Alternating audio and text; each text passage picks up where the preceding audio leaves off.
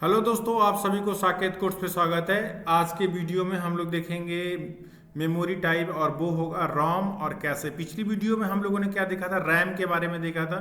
इस वीडियो में हम लोग रोम को देखेंगे और कैसे को देखेंगे। दोनों को अच्छे ढंग से देखेंगे, डिटेल में देखेंगे। तो वीडियो बहुत ही शानदार होने वाला है, हाँ, इसलिए हमारे साथ अंत तक बने रहिए। और आगे बढ़ने से पहले हमारे वीडियो को लाइक और चैनल को सब्सक्राइब जरूर कर लीजिएगा, ठीक है। तो चलिए बढ़ते हैं आज के वीडियो की तरफ।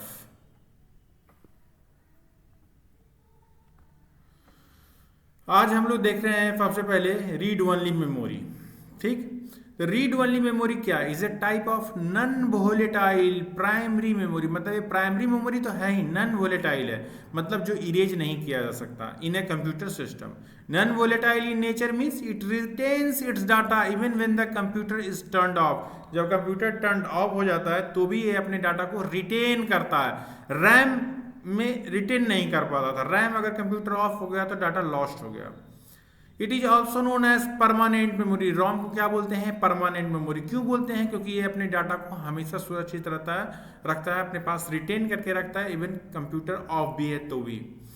It permanently stores essential instruction and data required for booting the computer and basic hardware operation. तो ये क्या स्टोर करता है? ROM mainly essential instruction and data required for booting the computer. Booting the computer मतलब जब हम लोग on करते हैं, स्टार्ट करते हैं कंप्यूटर को, उसको कहते हैं बूट करना कंप्यूटर को। तो जो जब कंप्यूटर हम लोग स्टार्ट करते हैं तो इसेंशियल इंस्ट्रक्शन और डाटा होते हैं जो कि रिक्वायर्ड होते हैं कंप्यूटर को स्टार्ट करने के लिए। तो वो सब कहाँ स्टोर होते हैं? रोम में। The contents of ROM are return during manufacturing. Manufacturing के समय लिख दिया जाता है या by special programming methods and can not be modified easily by the user. ये इजिली यूजर के द्वारा मॉडिफाइड नहीं होता है, ठीक है। अब हम लोग देखेंगे फंक्शंस ऑफ रोम। रोम का क्या क्या फंक्शन है? तो पहला क्या फंक्शन है? Stores booting instruction. Booting instruction को स्टोर करता है। बूटिंग इंस्ट्रक्शन को क्या बोलते हैं? Boot strap program. जैसे इंस्ट्रक्शन को क्या बोलते हैं? अ सीरीज ऑफ इंस्ट्रक्शन लिखा रहता है तो वो प्रोग्राम होता है, उसको बोलते हैं boot strap program. Boot strap program क्या होता है? तो बूट स्ट्रैप प्रोग्राम और simply boot strap is a small initial piece of code. ये छोटा होता है और एक पीस ऑफ कोड होता है, executed when the computer is powered on. जैसे ही आप कंप्यूटर को पावर ऑन करते हैं बूट स्ट्रैप प्रोग्राम एग्जीक्यूट होता है। और ये क्या करता है? Its essential function is to load the full operating system into computer memory. पूरा ऑपरेटिंग सिस्टम को कंप्यूटर मेमोरी में लोड कर देता है और फिर कंट्रोल किसके हाथ में दे देता है? ऑपरेटिंग सिस्टम के हाथ में। तो पहला रोम का क्या काम है कि बूट स्ट्रैप प्रोग्राम को स्टोर करता है या बूटिंग इंस्ट्रक्शन को स्टोर करके रख देता है। बूट स्ट्रैप प्रोग्राम आप समझ गए? जैसे ही आप कंप्यूटर ऑन करते हैं एक कोड एग्जीक्यूट होता है। वो कोड क्या करता है कि ऑपरेटिंग सिस्टम को कंप्यूटर मेमोरी में लोड कर देता है ना। अब वो जो प्रोग्राम है उसको कहते हैं बूट स्ट्रैप प्रोग्राम। दूसरा क्या है? Contains firmware such as BIOS, basic input output system.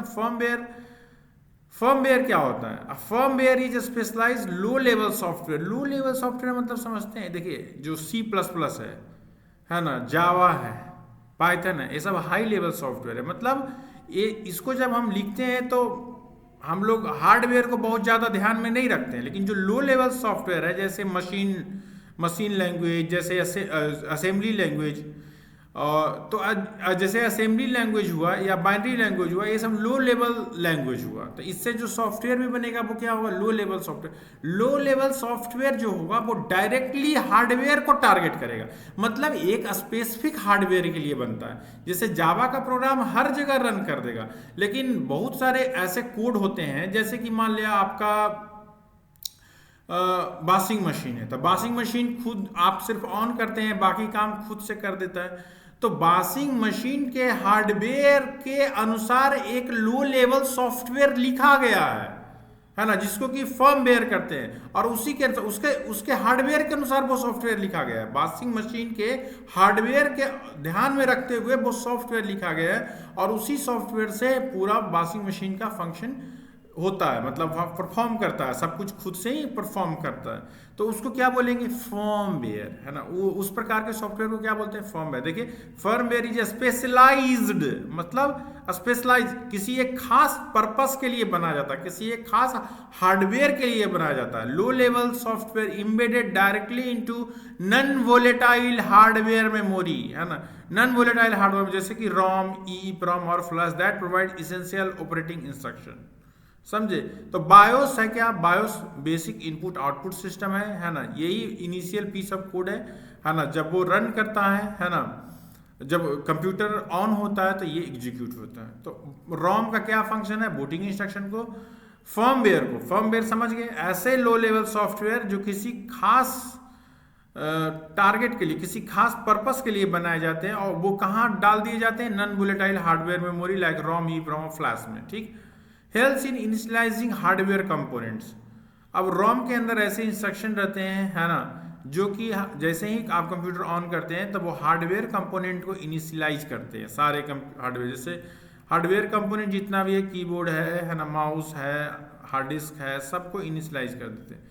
और function of ROM loads the operating system into RAM during start. जब स्टार्ट होता है तो ऑपरेटिंग सिस्टम को लोड करता है, लोड करने के लिए बूटस्ट्रैप प्रोग्राम जो है सो उसको लोड कर देता है, ठीक। तो ये हो गया फंक्शंस ऑफ रैम। अब देखेंगे हम लोग टाइप्स ऑफ रोम कि कौन कौन से टाइप्स ऑफ रोम है। तो सबसे पहले आया मास्क रोम या मास्क रीड ओनली मेमोरी। तो इसको देख लेते हैं। Mask ROM is a type of non volatile memory in which data is permanently stored at the time of manufacturing. कहने का मतलब मास्क रोम ऐसा नॉन वोलेटाइल मेमोरी है जिसमें कि डाटा इसके मैन्युफैक्चरिंग के समय ही इसमें फेड कर दिया जाता है। द प्रोग्राम और data is embedded into the chip using photolithographic mask, एक तरीका है। So it can not be change और इरेंज आफ्टर प्रोडक्शन। एक बार जिस समय ये मैन्युफैक्चर किया गया है ना, मास रीड ओनली मेमोरी, उसी समय इसमें जो है सो डाटा फेड कर दिया गया परमानेंट, अब ये बदलेगा नहीं, है ना। की पॉइंट्स क्या है, ये नॉन वोलेटाइल मेमोरी है, मतलब परमानेंट मेमोरी है। Program by the manufacturer, manufacturing program करता है। Data can not be modified, very reliable and secure, low cost per chip in mass production. तो ये हो गया मास्क रोम का की पॉइंट्स। यूजेस कहाँ है, इम्बेडेड सिस्टम। जैसे आप देखते होंगे बच्चों का टॉयज देखते होंगे, तो बच्चों का टॉयज देखते होंगे तो उसको ऑन करते ही सॉन्ग बजने लगता है कि नहीं, लाइट जलने लगता है कि नहीं। तो वैसे सिस्टम में, वैसे में मास्क रोम ही रहता है, उसमें ऑलरेडी मैन्युफैक्चरिंग के समय ही मैन्युफैक्चरर उसमें वो सॉन्ग्स फेड कर देता है और वो फिर हमेशा रहता है। कैलकुलेटर्स में, है ना, मैन्युफैक्चरिंग के समय ही मैन्युफैक्चरर उसमें डाल देता है। Digital watches, devices with fixed programs, है ना। तो ये सब हो गए मास्क रोम, ठीक। अब देखेंगे प्रॉम, मतलब प्रोग्रामेबल रीड ओनली मेमोरी, है ना। प्रोग्रामेबल रीड ओनली मेमोरी, ये क्या हुआ, PROM is a type of non-volatile memory that is programmed by the user after manufacturing। देखिए मास PROM में क्या था, प्रोग्राम ड्यूरिंग मैन्युफैक्चरिंग, है ना, permanently stored at the time of manufacturing. अब PROM में क्या है, PROM में है कि program by the user after manufacturing, मतलब जब मैन्युफैक्चरिंग हो गया उसके बाद उसको प्रोग्राम कर रहे हैं। It can be programmed only once, एक बार यहाँ पे इसे प्रोग्राम कर सकते हैं, using a special device called PROM programmer. एक बार इसको आप प्रोग्राम कर सकते हैं स्पेशल डिवाइस PROM प्रोग्रामर का इस्तेमाल करके। After programming the stored data becomes permanent. की पॉइंट्स इससे क्या है, ये नॉन वोलेटाइल मेमोरी है, मतलब परमानेंट, है ना। It is programmed by the user, है ना, one time programmable, more flexible than mask ROM. क्यों मोर फ्लेक्सिबल, क्योंकि मास्क रोम में क्या होता है, जिस समय मैन्युफैक्चर होता है उसी समय डाटा फेड कर दिया जाता है, लेकिन PROM में क्या होता है, मैन्युफैक्चरिंग के बाद फेड किया जाता है। यूजेस क्या है, it is used to store data that does not need to be change often, such as firmware और software that is rarely updated. वहां पे इस्तेमाल होता है जहां पर कि डाटा चेंज नहीं करना पड़ता है। Use in micro controllers and medical devices, ठीक। उसके बाद आता है तीसरा number EEPROM, erasable programmable read only memory. Erasable programmable read only memory, erasable PROM। EEPROM stands for Erasable Programmable Read-Only Memory. It is a type of non-volatile memory. सब ROM का ही part है, ROM का ही different categorization है. Non-volatile memory, which means the data stored in it is not lost even when the power supply is switched off. EEPROM is mainly used to store programs or firmware that may need to updated in the future. EEPROM में ऐसे programme या firmware store किए जाते हैं जो कि future में updated हो सकते हैं. ठीक. EEPROM is a memory chip that can be programmed by the user, erased when required, reprogrammed multiple times. The erasing process is done using ultraviolet light. UV light का इस्तेमाल करके EEPROM को erase कर सकते हैं. ठीक है. Working of EEPROM. Programming EEPROM is programmed using a special device called an EEPROM programmer. Data is written permanently into the chip in the form of electrical charges. है ना. डाटा परमानेंटली चिप पे लिखा है in the form of electrical charges.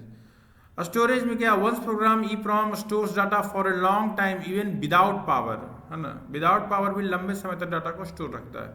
EEPROM can be erased by exposing the chip to UV rays for about 15 to 30 minute. UV rays 15 से 30 minute तक अगर आप chip में एक्सपोज कर दीजिएगा UV रेज के सामने चिप को, तो डाटा इरेज हो जाए. This clears all store data completely. है ना. इससे जितना भी स्टोर डाटा है वो इरेज हो जाता है. Reprogramming after erasing new data can be written again into the chip. New data again chip में लिखा जा सकता है. Applications of EEPROM. EEPROM के एप्लीकेशंस क्या है. EEPROM is use in BIOS storage in older computer. Basic input output system को store करता है ओल्डर कंप्यूटर में, पहले के कंप्यूटर में करता था. एम्बेडेड सिस्टम में जहाँ की डाटा जो है सो ऑलरेडी एम्बेडेड आता है. Micro controller program storage. Electronic device requiring firmware update. ऐसा इलेक्ट्रॉनिक डिवाइस जिसमें कि फर्मवेयर तो लगा है लेकिन उसमें फर्मवेयर को अपडेट करना पड़ता है ना. तो वो सब है ना में EEPROM का इस्तेमाल होता है. EEPROM is an important type of RAM that provides flexibility because it can be erased and reprogrammed. है ना. तो ये थोड़ा फ्लेक्सिबिलिटी. PROM में एक बार जो लिख दिए वो लिख दिए. EEPROM में कम से कम है कि इसको इरेज करके फिर से रीप्रोग्राम कर सकते हैं. Although it has been largely replaced by EEPROM and flash memory, EEPROM played a major role in early computer system and embedded technology. early computer system और embedded technology में EEPROM एक बहुत महत्वपूर्ण भूमिका निभाता है, जबकि अब जो है EEPROM और फ्लैश मेमोरी इसको रिप्लेस कर दिया. ठीक. अब EEPROM देख लेते हैं, फोर्थ कैटेगरी ऑफ ROM. तो EEPROM क्या है. Electrically erasable programmable read only memory. EEPROM is an advanced form of EEPROM because it can be erased and reprogrammed electrically without using ultraviolet light. इसमें UV की जरूरत नहीं, electrically ही जो है सो इसको इरेज कर सकते हैं और फिर राइट भी कर सकते हैं. EEPROM is also used for holding BIOS. BIOS को रखता है. BIOS क्या है देख लीजिए. BIOS जो है बेसिक इनपुट आउटपुट सिस्टम है. इज इसेंशियल फर्मवेयर है. फर्मवेयर लो लेवल सॉफ्टवेयर को कहते हैं जो कि किसी खास पर्पस के लिए किसी सिस्टम में इम्बेड किया जाता है. Pre installed on a computer's motherboard that acts as the first program to run when the machine turns on. जैसे ही मशीन ऑन होता है तो BIOS रन करता है. It performs a power on self test to initialise hardware component. ये याद रखिएगा, power on self test POST कौन करता है, तो BIOS करता है. ये किस लिए किया जाता है, पोस्ट किस लिए किया जाता है, तो हार्डवेयर कंपोनेंट को इनिशियलाइज करने के लिए. जैसे कंप्यूटर जब चालू होता है तो सारे हार्डवेयर कंपोनेंट बंद हो जाते हैं.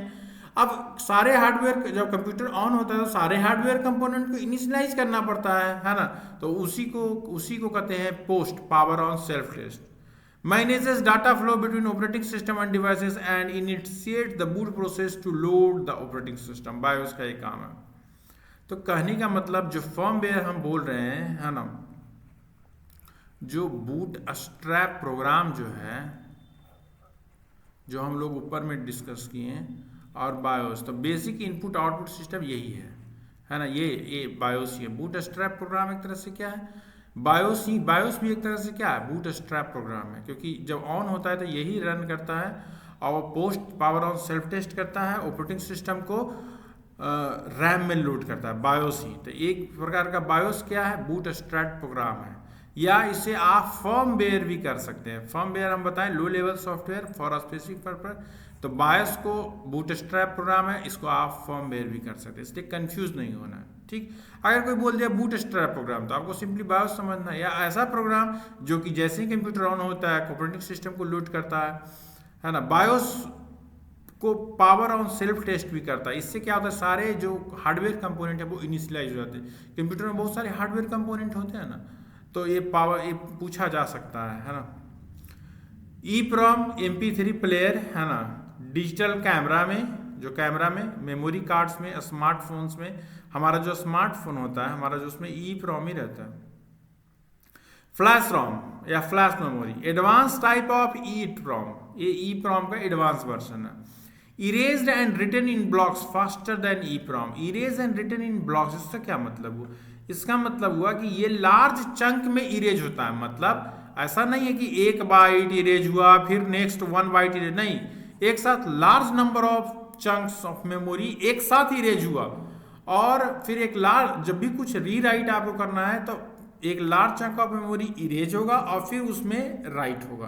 तो ये बाइट बाई बाइट इरेज नहीं करेगा, है ना, ये क्या करेगा, लार्ज चंक में इरेज करेगा और राइट भी लार्ज चंक में करेगा।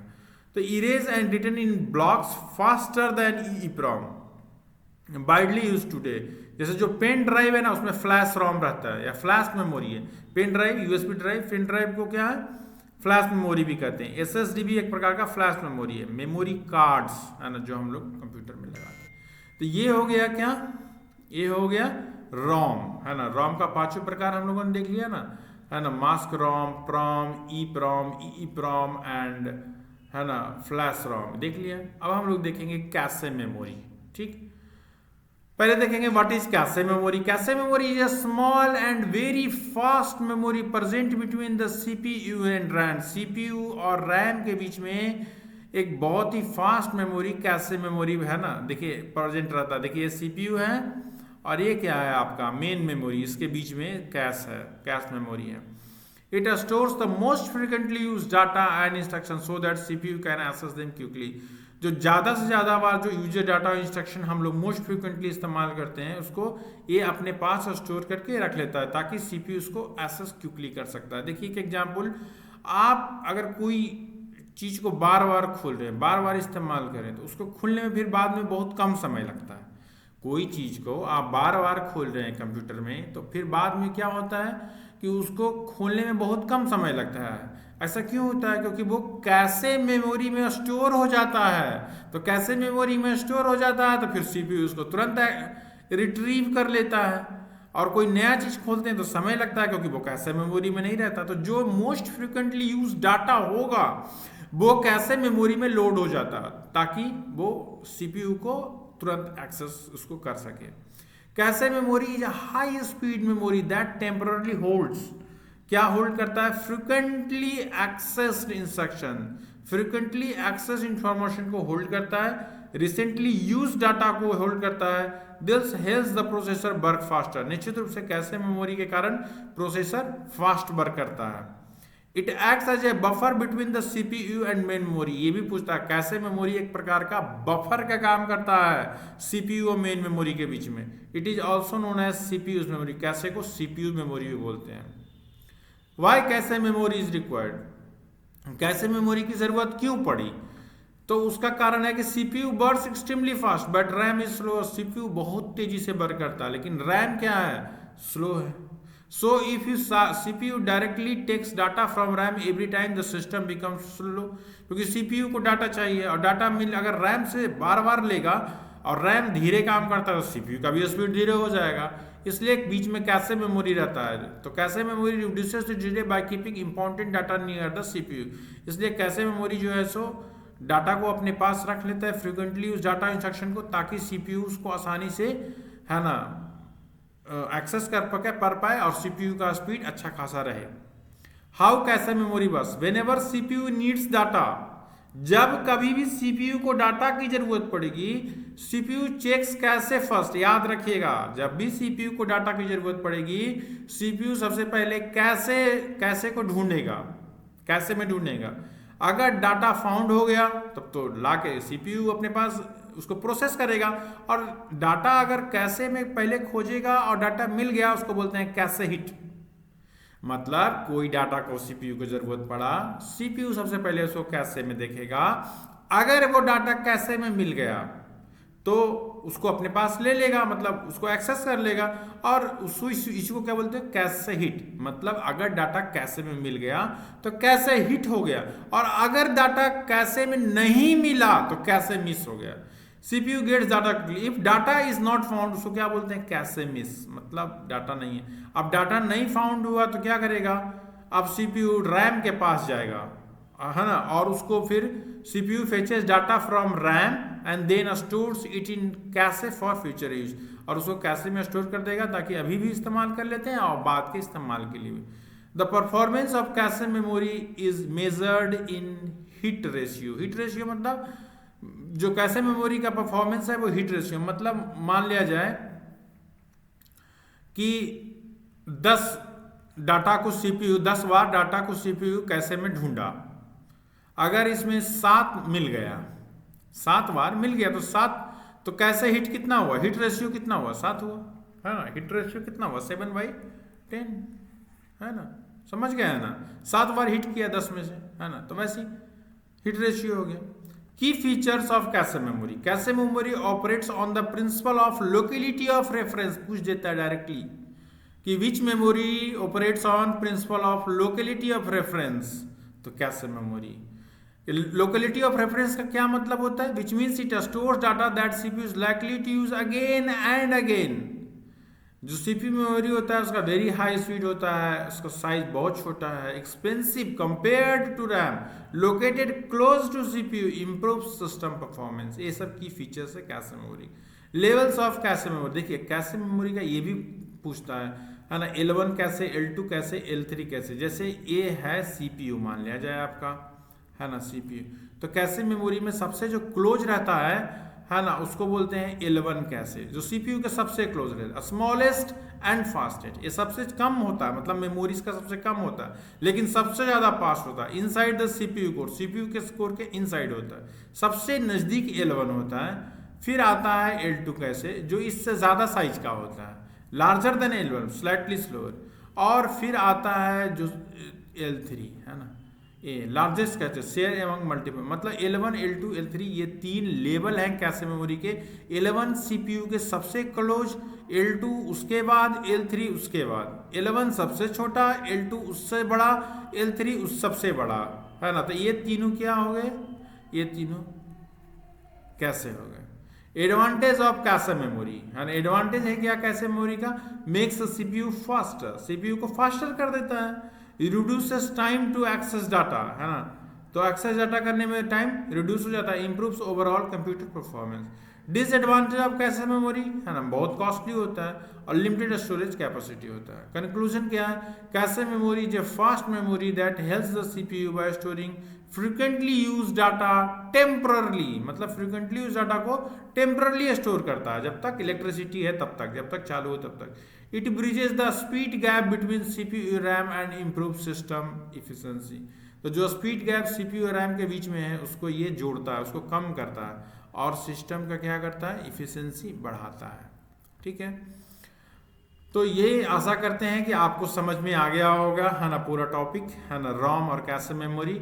तो आज तक का वीडियो यहीं तक रखते हैं। अगले वीडियो में हम लेके आएंगे आपके पास 30 MCQ, है ना, जो कि रहेगा, है ना, प्राइमरी मेमोरी पर, है ना, प्राइमरी मेमोरी पर 30 MCQ हम अगले वीडियो में लेके आएंगे। तो हमारे वीडियो को आप लाइक कर दीजिए, चैनल को सब्सक्राइब कर लीजिए और बेल आइकन भी आप प्रेस कर दीजिए। ठीक है, तो आपसे मिलते हैं अगले वीडियो में, तब तक के लिए थैंक यू, है ना, धन्यवाद।